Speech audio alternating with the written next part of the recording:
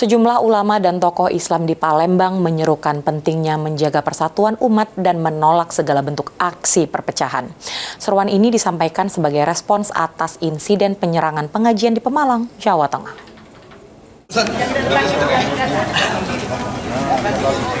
Sejumlah ulama dan habaib Sumatera Selatan menegaskan sikap menolak keras segala bentuk kekerasan dan aksi perpecahan bangsa. Penyerangan tersebut diduga dilakukan oleh salah satu ormas di Indonesia dan mengakibatkan sejumlah jemaah terluka. Disampaikan Habib Gasim Alkaf, ulama sejati selalu menyerukan persatuan dan kesatuan bangsa. Jangan ada kelompok yang mencaci ulama dan merusak kedamaian. Rapatkan barisan, cintai NKRI. Ada upaya-upaya yang justru untuk mengacaukan NKRI. Mereka tidak suka kalau NKRI ini berjalan dengan baldatun thayyibatun wa rabbun ghafur. Nah, jadi kita melihat banyak sampai sekarang kita bisa lihat ulama yang namanya UAS. Kita lihat ulama yang namanya UAH.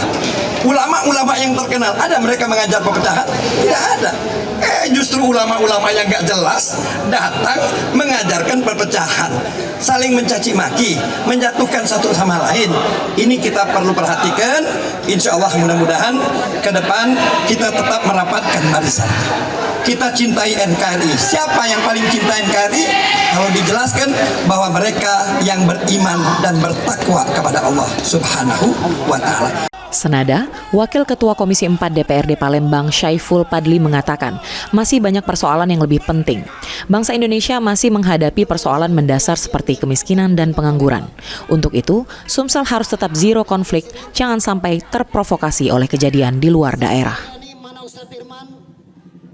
Di luar itu seperti apa kita meresponnya nih, Pak?